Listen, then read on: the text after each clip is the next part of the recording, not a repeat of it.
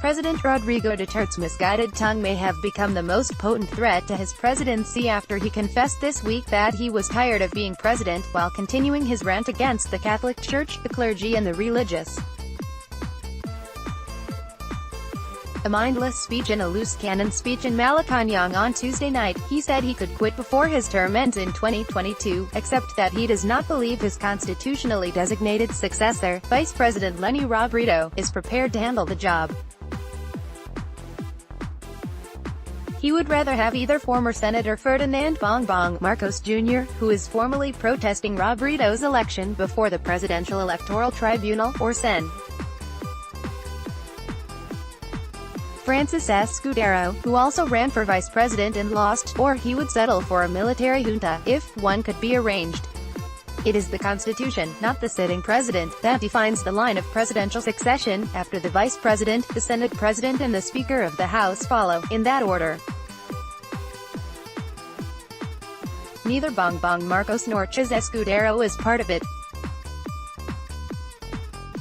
Should EU30 vacate for any reason whatsoever, Robredo will have to succeed him, like it or not, unless the PET overturns her election in favor of Marcos.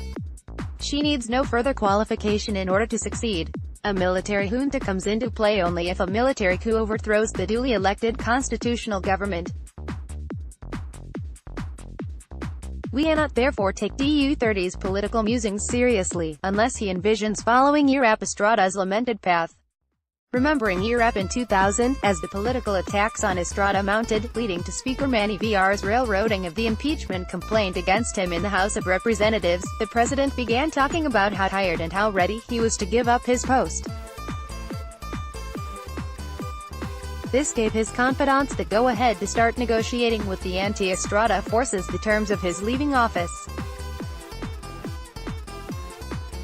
The end finally came after the House prosecutors walked out of the Senate impeachment trial, because they could not get what they wanted, and then Supreme Court Chief Justice Hilario Davide Jr., who had presided over the botched trial, swore in. Then Vice President Gloria Macapagal Arroyo as president before a small crowd at EDSA, attended by the SC justices, members of the cabinet, and the military top brass. As far as we can see, there are no forces similar to those against Estrada, which are massing against EU30 at this point. But if the talk of giving up the presidency comes from EU30 himself, it won't be long before those forces begin to surface. And they would not be wrong to proclaim they are merely responding to EU30's own initiative. Contradicting intelligence up to this point, some of his minions in the intelligence community have been trying very hard to fabricate the story that there is an Oust Duterte movement, spearheaded by the Liberal Party, with Catholic bishops, including dead ones, and some Catholic laymen, including this independent columnist, trying to mobilize the public against the president.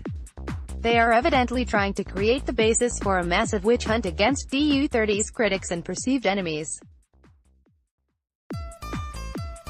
EU30's confession of being tired of the mounting and unsolved corruption in his own government merely succeeds in pulling the rug from under the feet of those trying to create the platform for draconian and totalitarian solutions which they themselves may want to propose. Indeed, it was a serious mistake for EU30 to talk of any recurring temptation to quit, even if he did not actually mean what he said, and even if none of those listening to him actually believed it. For as long as he is in office, no matter how unpopular he has become, he cannot afford to show that he is overwhelmed by the burdens he has to bear. Rather than merely admit his state of tiredness, ennui, and impotence in the face of the most formidable challenges, he should find the courage to bite the bullet and capitulate. Merely talking about it is a serious mistake. This was EU30's first error in his Tuesday speech. New rant versus the Church. His second error involves his latest rant against the Catholic Church.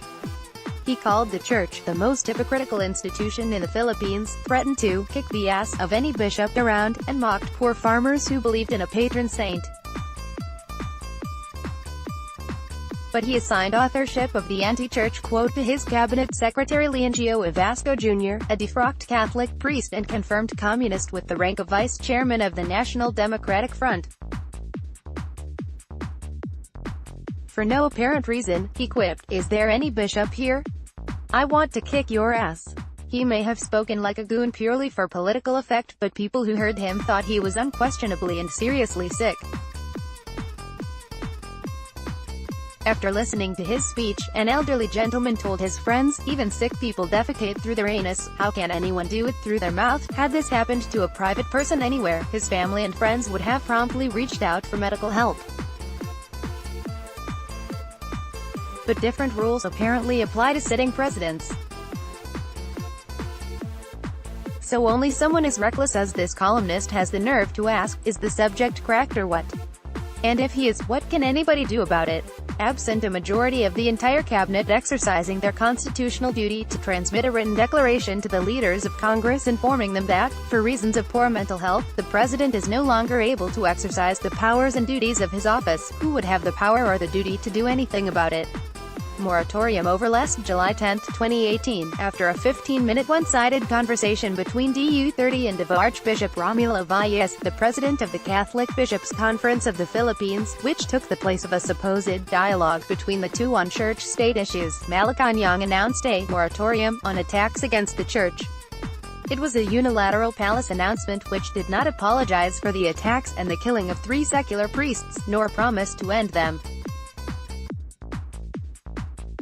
It simply announced a moratorium. Moratorium means a temporary prohibition of a particular activity. In banking and finance, it means the legal authorization to debtors to postpone payment. Thus, DU30's moratorium on his attacks on the church, the religious, the clergy and God himself, whom he had called stupid, did not mean he would completely cease and desist from his mounting attacks. It only meant he would pause for a short while until he feels like doing it all over again without the prior consent of, or previous notification, to the church.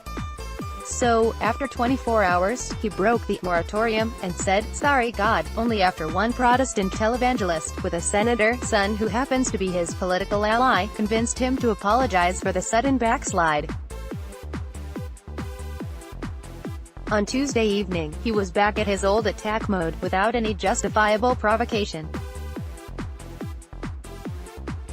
Since it was only a moratorium, he could end it any time he wanted to, and resume his anti-church offensive without advance notice.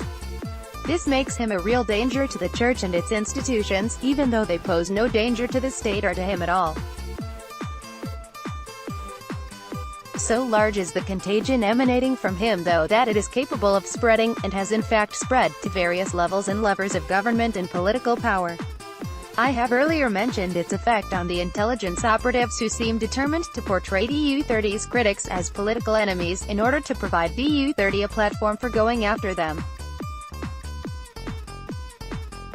Although this effort has apparently been compromised by DU30's doubts about his ability to hold on, he has succeeded in infecting the constituency loyal to him with his anti-Catholic worldview. Apart from ignorance, which is the biggest source of opposition to church teaching and the doctrine of the faith, it is not clear what feeds DU30's biases against the church, and even God himself. New teaching versus death sentence. But some observers predict that DU30's animus against the church is likely to intensify after Pope Francis announced a change in Catholic teaching, which declares capital punishment inadmissible, in all circumstances. The country abolished the penalty in 2006, but since DU30 came into power, some 27,800 drug suspects are said to have been killed by police and vigilantes in his so-called war on drugs. Priests and bishops have become the biggest campaigners against extrajudicial killings. The new teaching against capital punishment is expected to further strengthen the church opposition to the extrajudicial killings. By attacking the church, the clergy and the religious, DU30 probably believes he is responding in advance to what the church will say and do, given the new circumstances. But he is, in fact, creating a provocation, which Catholics will not find easy to ignore. In fairness to DU30, he does not lack supporters who will damn the torpedoes just to follow him. This is not limited to religious matters. On his federalism project alone, he is supported by highly educated and pedigreed individuals whose only problem is their inability to distinguish constitutional from unconstitutional, legal from illegal, right from wrong. They sit in a consultative committee created by DU30 to draft the federal constitution which they want Congress to deliberate on. A blind elite, but they cannot see that the Constitution excludes the President from any role in proposing constitutional amendments, and that DU30's proposing a shift to the federal system is illegal, his creation of the Consultative Committee is illegal, the CONCOM's draft constitution is illegal, the information campaign on federalism, etc. is illegal, and all the efforts to push DU30's project are illegal. The only thing worth listening to is the warning coming from DU30's economic managers that the project will wreck the economy if it pushes through. A committee member has asked DU30 to sack the cabinet members. While they are in the cabinet, the member said, they have no business contradicting the president. This is technically correct, they should have resigned. But since they did not, they should be fired immediately, if not sooner. But sacking may be just too good for these rebels. Shouldn't they be drawn, quartered and fed to the sharks, for expressing their outlandish views and opposing the president? What do you think? fstated@gmail.com